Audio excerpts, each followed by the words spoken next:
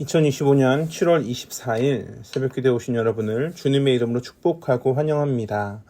오늘 우리에게 주신 하나님의 말씀은 요한계시록 16장 1절부터 11절까지의 말씀입니다.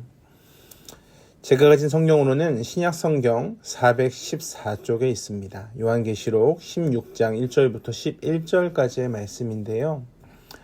대표적으로 10절과 11절의 말씀만 읽도록 하겠습니다. 10절입니다. 또 다섯째 천사가 그 대접을 짐승의 왕자에 쏟으니 그 나라가 곧 어두워지며 사람들이 아파서 자기 혀를 깨물고 아픈 것과 종기로 말미암아 하늘의 하나님을 비방하고 그들의 행위를 회개하지 아니하더라. 아멘.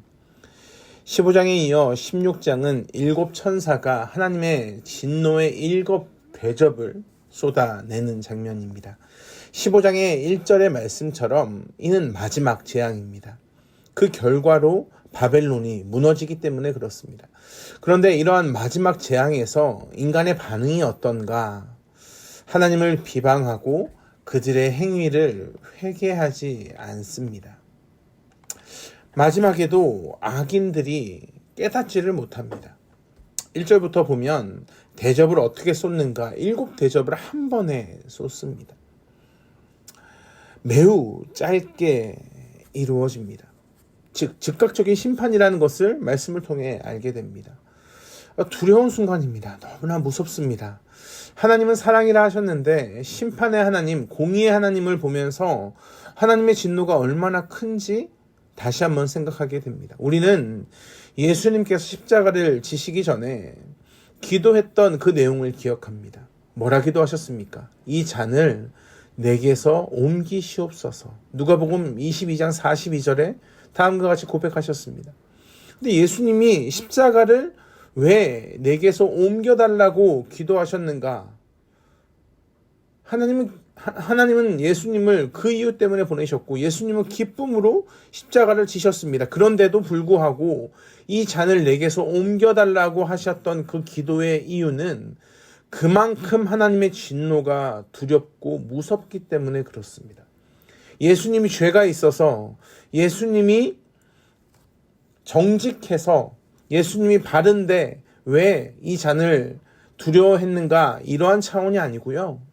하나님의 진노, 하나님의 그 죄를 싫어하시는 그 하나님의 진노가 그만큼 무섭기 때문에 그렇습니다. 여기에서 우리가 또한 기억해야 될 것이 하나님이 오늘 본문의 7 대접을 땅에 쏟으시기 전에 우리가 받아야 할 진노를 그의 아들, 그의 유일하신 아들 예수 그리스도께 쏟으셨다라는 사실입니다. 우리가 죄인이기 때문에 우리가 진노를 받아야 했습니다. 우리가 그 십자가의 진노를 감당할 수 있었겠습니까? 아니요. 예수님 말고는 십자가의 그 형벌을 감당할 수 있는 자가 없었습니다. 하나님의 어린 양 예수 그리스도께 하나님은 그 모든 진노를 쏟아 놓으셨습니다. 그 결과가 어떻습니까? 우리가 하나님의 사랑을 받게 되었습니다. 근데 거기에서 멈추지 않으시고 성령 하나님을 보내어 주셔서 날마다 하나님의 뜻대로 분별하며 살 수 있는 영광을 허락하셨습니다. 그리고 오늘 말씀을 통해 마지막 때에는 진노의 대접을 쏟아 놓으실 거다라는 것을 보여주고 계십니다. 2절의 말씀에 보면 대접을 쏟으니 짐승의 표를 받은 사람과 그 우상에게 경배하는 자들에게 악하고 독한 종기가 납니다.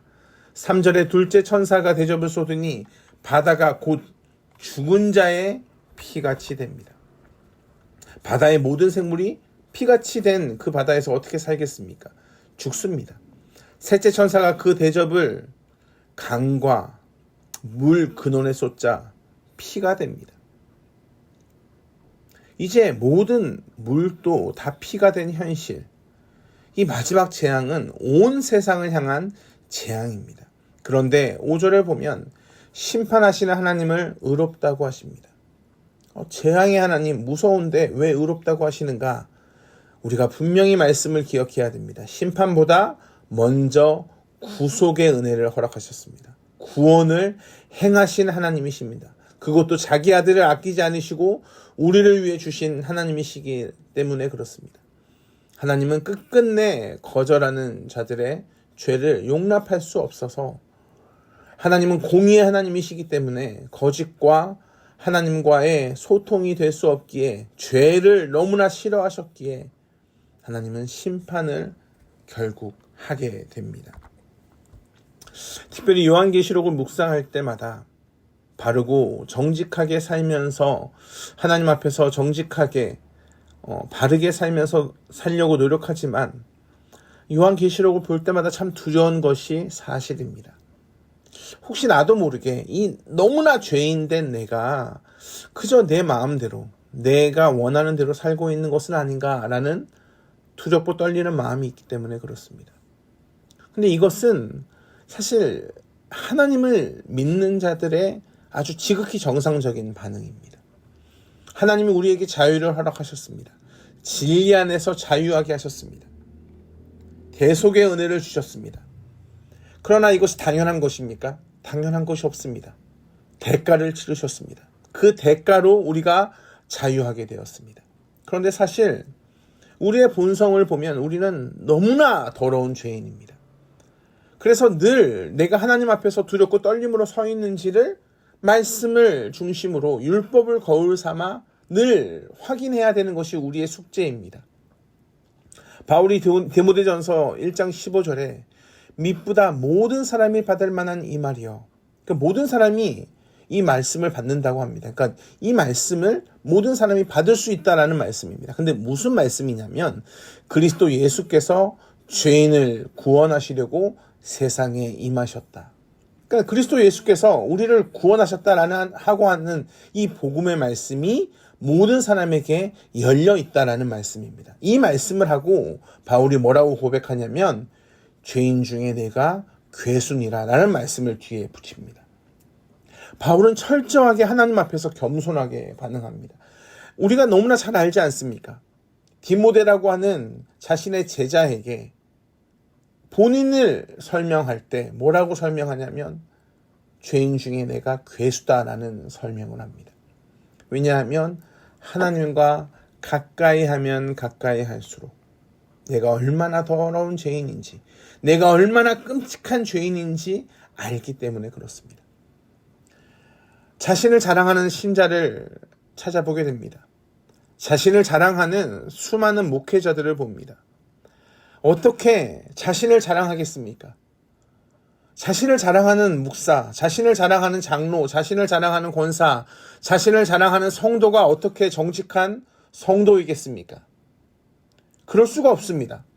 요한계시록의 심판을 보며 나는 괜찮다, 나는 두렵지 않다라고 하는 신자가 어떻게 하나님 앞에서 거룩한 신자이겠습니까? 하나님이 죄를 얼마나 싫어하는지 잘 모르고 있다라고 할 수 있습니다. 더욱 예수 그리스도께 숨어야지만 살 수 있다는 것을 거룩한 신자이면 신자일수록 알게 됩니다. 8절의 말씀에 보면 넷째 천사가 대접을 쏟습니다. 해가 권세를 받아 불로 사람을 태웁니다. 그럼에도 불구하고 9절에 하나님의 이름을 비방하며 또 회개하지 않습니다. 10절을 보면 다섯째 천사가 대접을 쏟습니다. 사람들이 아파서 자기 혀를 깨뭅니다. 그럼에도 무엇을 합니까? 하나님을 비방합니다. 이렇게 죄가 무섭습니다. 이렇게 죄가 큽니다. 오늘 말씀을 통해 우리의 죄가 얼마나 큰지 다시 한번 생각하게 됩니다. 더러운 죄. 부모가 자녀를 때로는 혼냅니다. 근데 그냥 혼내는 것이 아니라 아주 눈물을 바짝 나도록 혼냅니다. 왜 그렇습니까? 왜 혼을 냅니까? 죄를 지었기 때문에 그렇습니다. 그 죄에 대해서 알게 하기 위해서 혼을 냅니다. 그런데 혼나고 아파하는 자녀를 안아주고 혹 매를 들어서 그 매 때문에 상처를 입혔다면 그 상처 부위에 연고를 발라줍니다. 겉으로는 물론 이렇게 이야기합니다. 그러니까 왜 혼나게 이렇게 잘못을 해? 바르게 살면 되잖아. 정직하게 살면 되잖아. 거짓말 안 하면 되잖아. 라고 말은 하지만 그 매 맞은 부위에 연고를 발라줄 때 차라리 내가 맞을 걸, 차라리 내가 대신 혼날 걸 내가 잘못 키워서 그런가? 나를 닮아서 그런가? 라는 생각이 들며 너무 마음이 아픕니다. 자녀가 다음에 똑같은 죄, 똑같은 실수를 또 반복합니다. 부모가 어떻게 합니까? 포기합니까? 그래, 네 마음대로 살아라. 네 인생 네 거다 라고 그냥 포기해버립니까? 아닙니다. 또 혼냅니다. 또 매를 듭니다. 왜 그렇습니까? 사랑해서 그렇습니다. 그런데 만약에 3살짜리 자녀가 3살밖에 되지 않았는데 나 더 이상 엄마 말대로 살지 않을 거야. 나 더 이상 아빠 말대로 살지 않을 거야. 내 맘대로 살 거야. 내 인생 내 건데 왜 엄마 아빠가 이래라 저래라 해? 라고 한다면 그 부모가 그 자녀를 볼 때 얼마나 한심스럽겠습니까? 부모는 자녀에게 하늘입니다. 그런데 때로는 우리가 이 3살짜리 자녀처럼 하나님 앞에서 행동할 때가 있습니다. 우리는 다 컸다고, 우리가 다 안다고 하나님 앞에서 3살짜리보다 말도 잘 못하고 3살짜리보다 더 부족한, 하나님 앞에서 우리가 아무리 어른이라고 할지라도 우리는 그의 피조물밖에 되지 않는데 하나님 앞에서 그렇게 거만을 떨 때가 있습니다. 우리는 하나님 앞에 두렵고 떨림으로 나아가야 합니다. 오늘 하나님이 마지막에 그 심판을 우리에게 보여주셨습니다. 끝까지 회개하고 돌아오기를 원하시는 마음이 여기 안에 담겨져 있습니다. 우리의 모습에 선한 것이 있습니까? 선한 것이 없습니다. 그러나 선을 행하시는 하나님 앞에서 바르게 살 수 있도록 대속의 은혜를 주셨습니다. 나의 나 된 것은 오로지 주의 은혜입니다. 나의 공로로 되어진 것이 하나도 없습니다. 오늘도 선하신 하나님만을 신뢰하며 믿음의 길을 걸어가시길, 하나님 앞에서 두렵고 떨림으로 살아가시길 주님의 이름으로 축복합니다. 기도하겠습니다.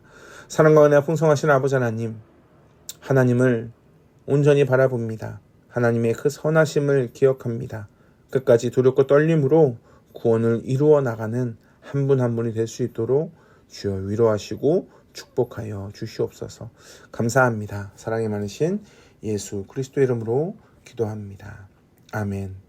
우리 주 예수 그리스도의 은혜와 하나님의 풍성하신 사랑과 성령 하나님의 언제나 동행하시는 은혜가 오늘 마지막 심판 가운데 두렵고 떨림으로 이 말씀을 해석하며 이 말씀 가운데 나도 혹시나 하나님 앞에서 교만하게 살아가고 있는 것은 아닌가 돌아보며 믿음으로 살기를 소망하는 한 분 한 분 위에 영원토록 함께 하시길 간절히 축원하옵나이다.